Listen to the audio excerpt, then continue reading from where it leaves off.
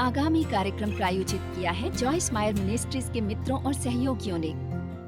परमेश्वर मुझे बुलावा दे रहे हैं कुछ बड़ा करने के लिए, पर उन्हें मुझे एक सर्वोत्तम व्यक्ति बनाना पड़ा। मैं कहीं जा नहीं सकती थी जहाँ कोई मुझे सर्वोत्तम होना सिखाता है। उन्होंने मुझे सिखाया मेरे रोजमर्रा के जीवन के बारे में बातों से।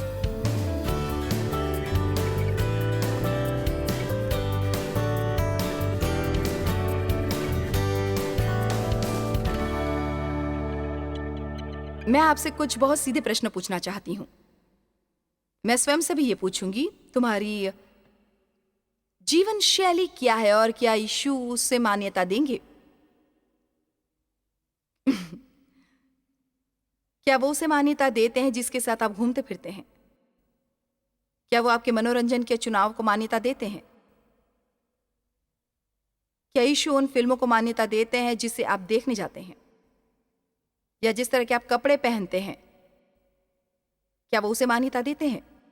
जो आप लंच टेबल के इर्द गिर्द बातें करते हैं जब आप अपने शारीरिक मित्रों के साथ लंच कर रहे होते हैं, आप कहेंगे भाई मुझे चाहिए था, मुझे अच्छा महसूस करने की जरूरत है, क्या तुम कोई और प्रचार करोगी? नहीं, क्योंकि जानते हैं क्यों? मैं आज आपको मीठा खिला सकती हूं, पर वो आपको स्वस्थ और शक्तिशाली नहीं रखेगा।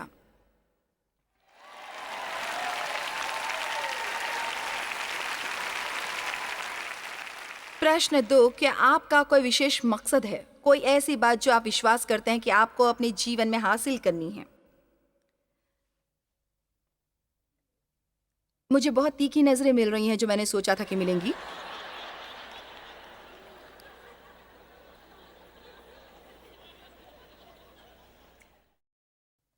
मैं परमेश्वर की प्रतीक्षा में हूं, मुझे क्या करना होगा?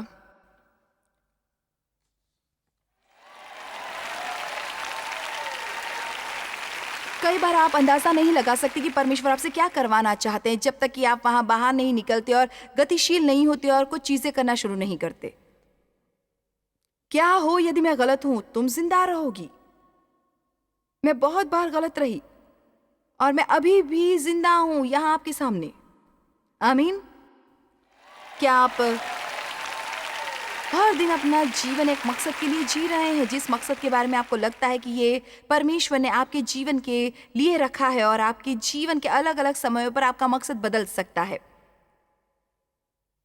मेरी बेटियों में से एक बेटी का होम स्कूल और उसकी बेटियों और यही उसका मकसद था, एक अच्छी माँ बनना और उन बच्चियों को घर पर पढ़ाना। पर अब 13 साल की और परमेश्वर उसका मकसद बदल रहे हैं और वो बाहर जाना शुरू करेगी और कुछ प्रचार करेगी क्योंकि वो सचमुच लोगों की मदद करना चाहती है। स्वयं को उसको समर्पित करने दो जो आपको अपने जीवन के इस समय करना है। खिलो जहां तुम बोए गए हो और अपनी योजना के प्रति इतने लती भी ना हो जाओ कि जब परमेश्वर इसे बदलना चाहे तुम बदलो ही ना, और उसे कम ना करो। चाहे ये जो भी हो जो इस समय परमेश्वर चाहते हैं कि तुम करो, उसे कम ना करो। शायद आप बूढ़े माता पिता की देखभाल कर रहे हो। क्या मैं आपको कुछ बता दूं? मेरे ख्याल से ये परमेश्वर के हृदय को स्पर्श करने वाली सबसे गहरी बात है। क्योंकि मैं आपको कुछ बताऊं, बूढ़े माँ बाप की देखभाल करना सचमुच कठिन काम हो सकता है, मैं जानती हूँ। क्योंकि आप जानते हैं, अब मेरी बात सुनिए, अब वो काम जो हम पर्दे के पीछे करते हैं वो प्रभाव डालता है सामर्थ और अभिषेक पर जिसे हम सार्वजनिक रूप में करते हैं।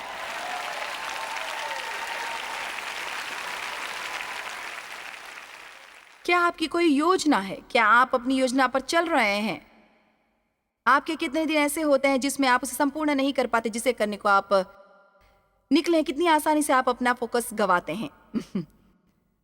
क्या आप एक विरासत छोड़ रहे हैं? अच्छी बात यह है, क्या संसार आपको याद करेगा आपके जाने के बाद? अब तक आप अपने जीवन से क्या कर रहे हैं? पता है, ये शांत करने वाले प्रश्न है, पर कई बार आपको शांत होना पड़ता है। 1 पत्रस 5:8 में लिखा है, संतुलन में रहो, मन शांत रखो, सचेत हो और जागते रहो, क्योंकि तुम्हारा विरोधी शैतान गरजने वाले सिंह की नाई जबरदस्त भूख से इस खोज में रहता है कि किस किस को फाड़ खाए। और पता है क्या, यदि आप जागृत नहीं होंगे, सोए हुए मसीही ध्यान से चले, जिसका मतलब है, इसके लिए ग्रीक शब्द है चौकस रहो, और उस शब्द का मतलब है जब आप बात करें तो चारों ओर देखते हुए करें और सावधान रहें। इस शब्द से संबंधित एक चित्र भी है, वो है कि नंग पांव कांटों भरे खेत में चलना। आप में से कितने अपने जूते उतारेंगे और बाहर जाएंगे कांटों के खेत में? और बस हम ऐसा नहीं करेंगे, पर कई बार हम इसी तरह का जीवन जीते हैं। बिल्कुल। आमीन। नहीं, मेरा मतलब है, आप कहेंगे क्या ये सही तरीका है?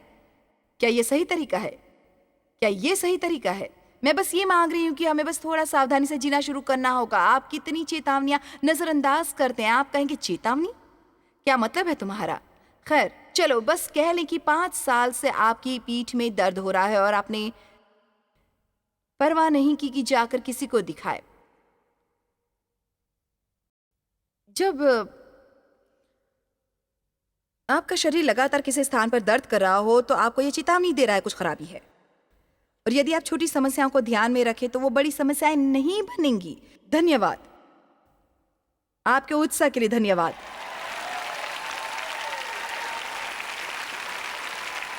मैं किसी और विषय पर चलती हूँ। बेहतर होगा कि हम इस बेहतर दिन का लाभ उठाएं और इससे पहले कि शैतान हमारे बेहतर दिन को हथियार। 1 कुरिन्थियों 3:10 में लिखा है, परमेश्वर के उस अनुग्रह के अनुसार जो मुझे दिया गया, मैंने बुद्धिमान राजमिस्त्री की नाई नींव डाली और दूसरा उस पर रद्दा रखता है, परंतु हर एक मनुष्य चौकस रहे कि वो उस पर कैसा रद्दा रखता है।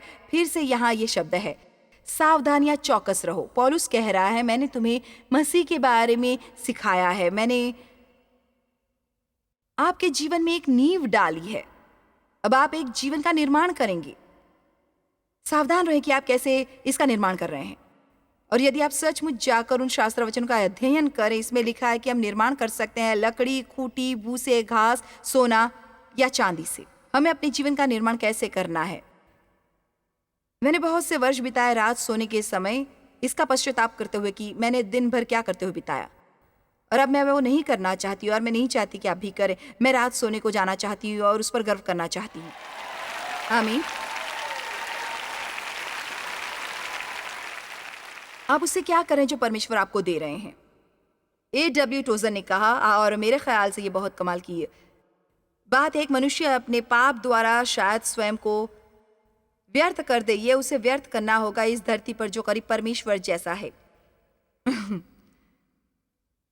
आप यहाँ धरती पर परमेश्वर की तरह है बजाय किसी और चीज की। और वो कह रहा है, यदि आप स्वयं को व्यर्थ गवाते हैं तब आप उस चीज को व्यर्थ गवा रहे हैं जो परमेश्वर की तरह है। ये मनुष्य की सबसे बड़ी त्रासदी है और परमेश्वर का सबसे बड़ा दुख है। आप जानते हैं, किसी भी चीज की व्यर्थता अफसोसनाक है, पर बेशक एक पूरे जीवन का व्यर्थ जाना सबसे ज्यादा अफसोसनाक है। और आप में से कितने किसी ऐसे को जानते हैं जिसने अपना पूरा जीवन व्यर्थ गवा दिया हो? मेरे ख्याल से हम सब ऐसा करते हैं। मेरे पिता ने ऐसा किया और बहुत अफसोस होता है किसी को 80 वर्ष की उम्र में वॉकर से चलते देखना, सफेद बाल, झुर्रियों से भरे, और जो बिल्कुल अकेला हो और उसके लिए कुछ भी शेष नहीं बचा सिवाय पछतावे के। मैं ऐसा जीवन नहीं जीऊंगी। मैं अपने जीवन के उस अंत में नहीं पहुंचूंगी, कुछ भी शेष नहीं बचा सिवाय पछतावे के। कल आपको कोई पछतावा ना रहे, इसका ये एक तरीका है कि आप वो ही आज करें जो सही है। आज हमें शुरू करना होगा सही चुनाव करना। यदि परमेश्वर आपसे आपके जीवन के बारे में आज निपट रहे हैं और आपको ये पता है कि आपको उनकी आज्ञा मानने की जरूरत है और आप इसे किसी और दिन के लिए टाले जा रहे हैं, मेरे ख्याल से कल बहुत ही खतरनाक शब्द है जो हमारी भाषा में है, मैं ये कल करूंगा, मैं ये कल करूंगा, मैं ये कल करूंगा। क्या हो यदि यीशु आ जाए? धन्यवाद। ये ऊंची तालियां नहीं थी, फिर भी तालियां तो बजी। आप में से कितने समझ रहे हैं मैं क्या कहने की कोशिश कर रही हूं?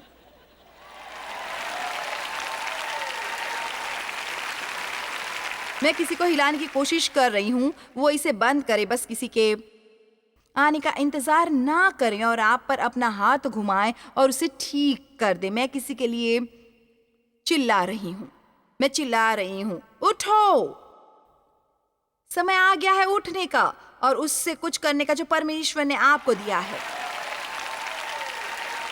मुझे पता नहीं परमेश्वर क्या चाहते हैं कि मैं करूं। आधा समय जब मैं यहाँ ऊपर आती हूँ मुझे जरा भी अंदाजा नहीं होता कि परमेश्वर क्या चाहते हैं मैं करूं। मुझे एक संदेश देना है, पर मैं आपको एक बात बता दूं, मैं कभी यहाँ ऊपर नहीं आई कि परमेश्वर ने मेरे लिए क्या काम रखा है, और यदि आप एक कदम उठाएंगे परमेश्वर आपके लिए कुछ काम करेंगे। आमीन। मेरा मानना है कि परमेश्वर व्यर्थता से नफरत करते। मैं परमेश्वर के पैसों को व्यर्थ नहीं गंवाना चाहती, मैं समय व्यर्थ नहीं गंवाना चाहती, मैं ऊर्जा व्यर्थ नहीं गंवाना चाहती। क्या आप जानते हैं हर दिन जिसे आप गुस्से में बिताते हैं वो व्यर्थ गुजरता है पूरी तरह। हर दिन जो आप बिताते हैं खुद के लिए अफसोस करते हुए, ये पूरा व्यर्थ गंवाना दिन होता है, ये पूरी तरह अनप्रोडक्टिव होता है। ये किसी भी तरह, किसी भी रूप में या शक्ल में आपके भविष्य में मदद नहीं करता। वो आपको उसी स्थान पर फंसाए रखता है। चलिए हमें कुछ फैसले करने होंगे आज।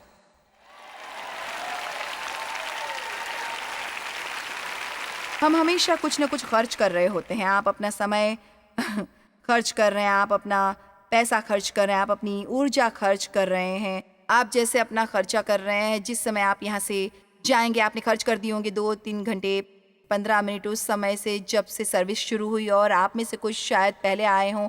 तो चलो बस कह लें कि यदि आप यहाँ 3 घंटे बिताते हैं, ओके खैर, तो ये अच्छी तरह खर्चा हुआ समय होगा, क्योंकि जानते हैं ये कल आपकी मदद करेगा, और कल और परसों और परसों और परसों। पर आप जा सकते हैं दोस्तों के साथ कॉफी पीने, और आप बैठकर बाकी उन सब लोगों के बारे में चुगली कर सकते हैं, और ये आपको अच्छा महसूस नहीं कराएगा। आज बाद में आप नाखुश होंगे और आपको पता नहीं चलेगा कि क्यों, पर आज आप एक बहुत बेहतर दिन बिताएंगे, क्योंकि आज आप यहाँ बैठे और आपको जीवन की सेवकाई मिल रही है। बाइबल में क्या लिखा है? यदि आप आत्मा में बोएंगे तो आप आत्मा में जीवन से काटेंगे और अनंत जीवन पाएंगे, और यदि आप शरीर के लिए बोएंगे तो आप काटेंगे मृत्यु, तबाही, क्षय और नाश, ऐसा ही कुछ। आमीन।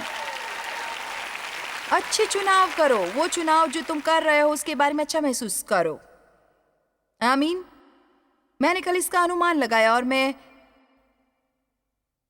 इस पर चल रही हूँ इन उपायों के साथ जो नहीं करनी। इसलिए मैं किसी से ये नहीं मांग रही कि जो मैं कर रही हूँ वो करो। मैंने शुरुआत की वजन उठाने की 11 साल पहले, और मैं उसे हफ्ते में 3 घंटे करती, सप्ताह में 3 बार मुझे 1 घंटा लगता, और मेरा एक ट्रेनर था। 1.5 साल पहले मैंने इसमें जोड़ दिया चलना भी। मैं दिन में 5 मील चलने तक लगी थी, और इस तरह मैंने एक हफ्ते में 17 घंटे बिताए कसरत करते हुए। ठीक है, अब मैं आपको इम्प्रेस करने की कोशिश नहीं कर रही हूँ, मैं एक मुद्दा उठाने की कोशिश कर रही हूँ। इससे पहले कि मैं यहाँ ऊपर आई ये शिक्षा देने के लिए, मैंने अपनी समय की सूची बनाई। मैं कितना समय बिताती हूँ टीवी देखते हुए, कितना समय बिताती हूँ सोते हुए, कितना समय बिताती हूँ ये करते हुए, कितना समय बिताती हूँ वो करते हुए, कितना समय बिताती हूँ परमेश्वर के साथ। और मैंने इसकी ओर देखा और मैंने सोचा ठीक है, मैं सप्ताह के 17 घंटे बिता रही हूँ कसरत करते हुए, पर मैं उससे क्या कर रही हूँ? मैं वर्ष खरीद रही हूँ।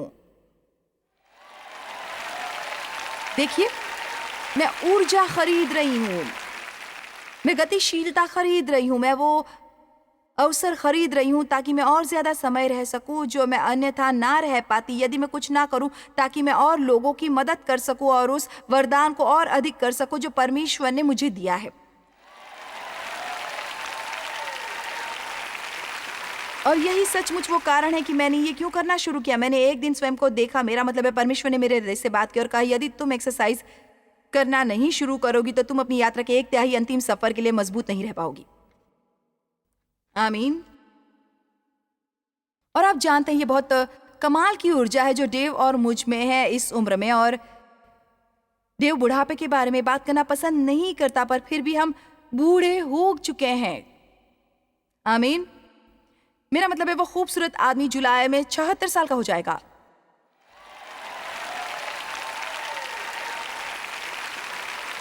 और अभी भी उसके 6 पैक हैं।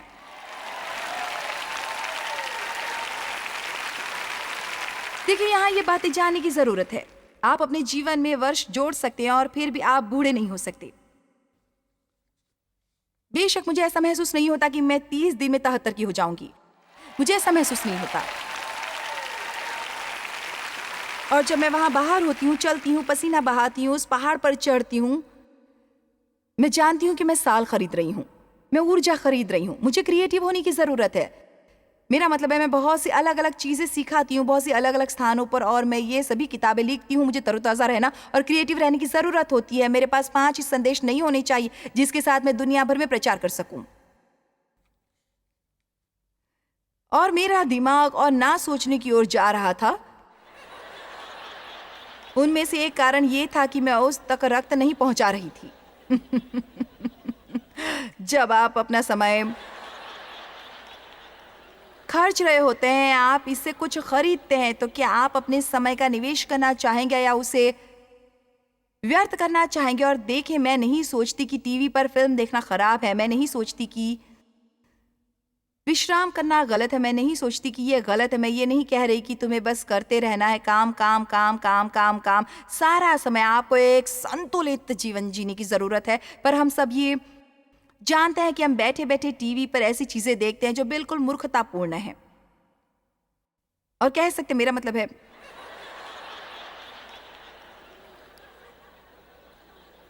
मैंने वो 3 घंटे व्यर्थ कर दिए।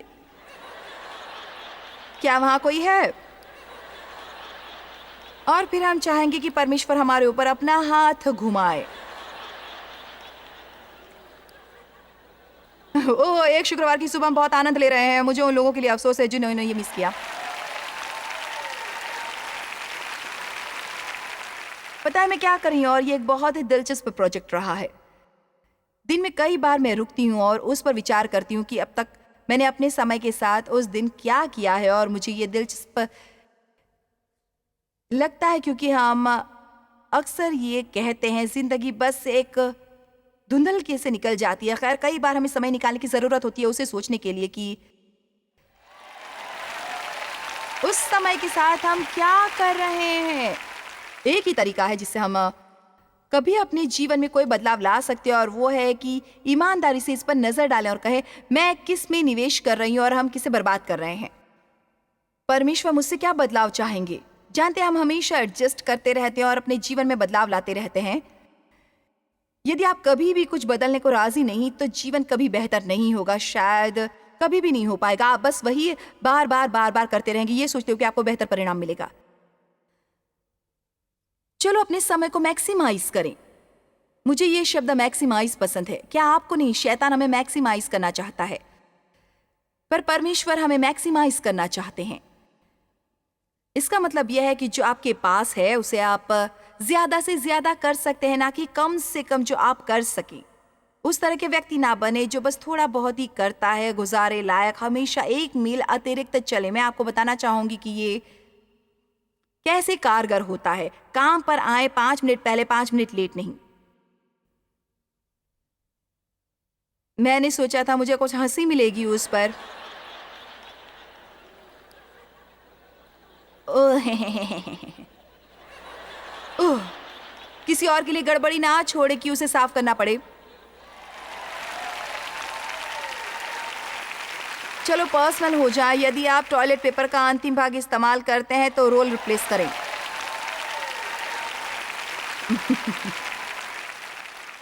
यदि आप बॉक्स में अंतिम क्लीनेक्स इस्तेमाल करते हैं तो जाकर बॉक्स को रिप्लेस करें। बस खुश ना हो कि आपको अंतिम वाला मिला और किसी और के लिए ये काम ना छोड़ दें कि वो बाद में करेगा। चलिए, भी कई बार आप सोचते हैं कि हमें लोगों को इस तरह की बातें बताने की जरूरत नहीं, पर है। पौलुस ने लोगों को बताया कि कैसे कपड़े पहने। कई बार मुझे लोगों को बताना पड़ता है।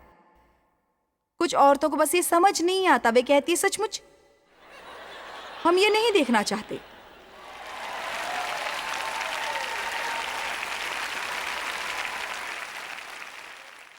एक एक्स्ट्रा मील चलें।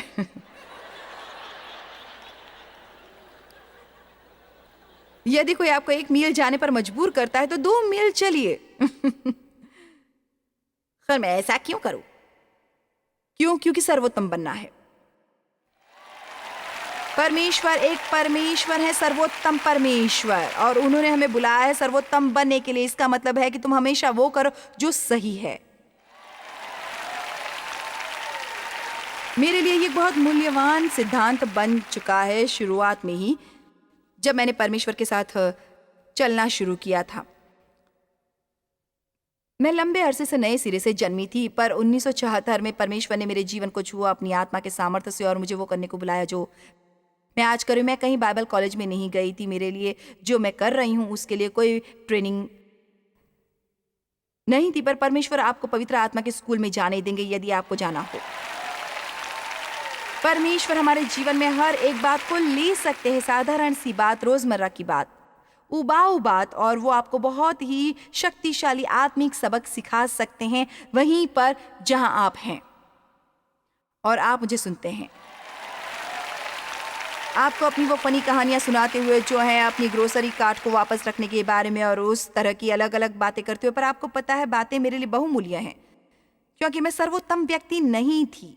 मैं वो व्यक्ति नहीं थी जो हमेशा एक्स्ट्रा मिल चली हो, और परमेश्वर मुझे बुला रहे थे कुछ बड़ा करने को, पर उन्हें मुझे एक सर्वोत्तम व्यक्ति बनाना पड़ा। मैं कहीं ऐसी जगह नहीं जा सकती थी जहां कोई मुझे सर्वोत्तम बनाना सिखा सके। उन्होंने मुझे सिखाया मेरे जीवन की रोजमर्रा की बातों को सिखाते हुए। मुझे याद है पहली बार जब प्रभु ने कहा उसे वहां मत छोड़ो, उसे वापस रखो। और यहाँ असल बात, और मैं आपसे सच कहूंगी, इससे मुझे 2 साल लगे। हम बात कर रहे 1976-1977 की। मैं एक छोटी सी होम बाइबल स्टडी चला रही थी जिसमें 20 लोग थे और मैं अभी भी वहीं रहती यदि मैंने ना सीखा होता अपनी ग्रोसरी कार्ट को रखना। याद रखें, बहुत से लोग सोचते हैं ये बेवकूफ़ी है। नहीं, ये बेवकूफ़ी नहीं है, ये आपका फर्ज है, ये आपको करना ही होगा। ये वो है जो आप बंद दरवाजे के पीछे करते हैं जब कोई देख नहीं रहा होता। तो ये आप कीजिए परमेश्वर के लिए, क्योंकि हमारा मानना है कि यही बातें हैं जो आपको सर्वोत्तम व्यक्ति बनाती है, हमेशा हमेशा के लिए।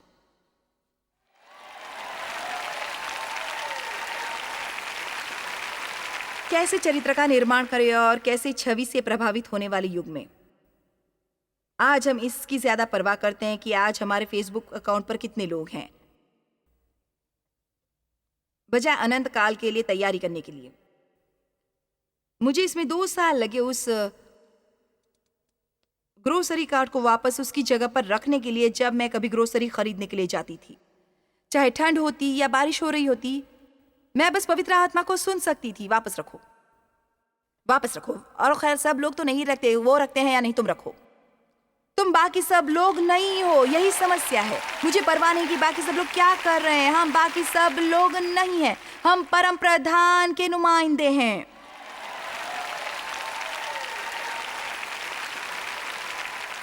आमीन। मेरे पास कई कहानियां और फिर हम उस पर नहीं जाएंगे। मुझे यकीन है कि आपने बहुत सी सुनी होंगी। जो सही है वो करो, खास कर जब कोई देख ना रहा हो। धोखे में ना रहो। परमेश्वर मजाक नहीं होते। जो कुछ भी मनुष्य बोलता है तो वही और वही। पता है, आप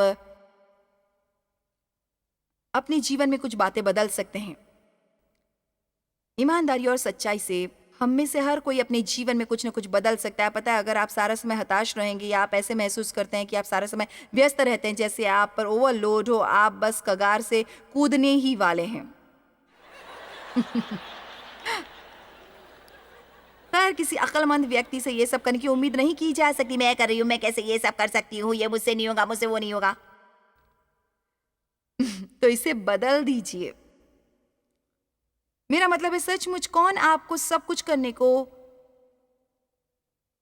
कह रहा है? चलिए भी मुझे वहां आने पर मजबूर ना करिए। आपको कौन करने पर मजबूर कर रहा है? मैं कुछ बातें कहती हूँ और आप कहते हैं मेरा शेड्यूल चेंज करो। Change schedule. हाँ, बस ये कहने की कोशिश करो। नहीं, मैं ऐसा नहीं कर सकता। नहीं, मैं उसके लिए साइन अप नहीं करता, मैं पहले से ही बहुत व्यस्त हूं। नहीं, मैं नहीं जाने वाला। नहीं जूनियर, तुम एक और बॉल टीम में नहीं खेलोगे। मैं अपनी जिंदगी तुम्हें लाते ले जाते गाड़ी में बिठाकर नहीं बिताने वाली, बिल्कुल भी नहीं।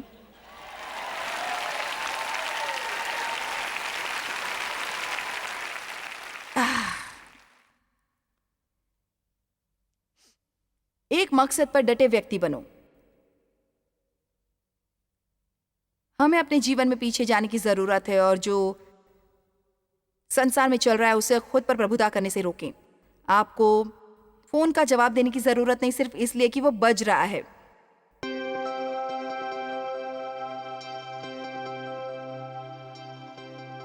खैर, मैं आपको प्रोत्साहित करना चाहूंगी कि आप अपने जीवन की सूची पर नजर दौड़ाएं, फिर स्वयं से ईमानदार रहें। क्या आपकी जीवन शैली वो है जिसे यीशु मान्यता देंगे?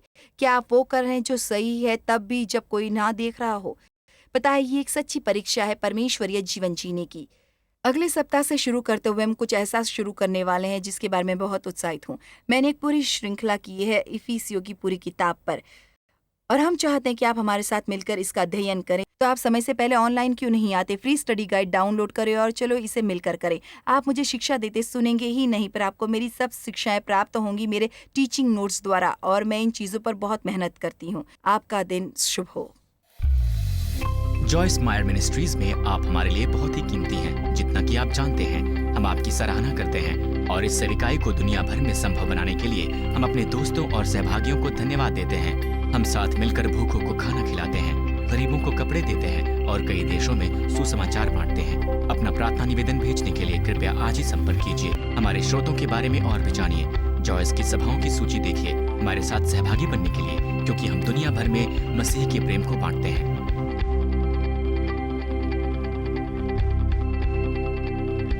इसका खर्च उठाया है जॉयस मायर मिनिस्ट्रीज के मित्रों और सहयोगियों ने।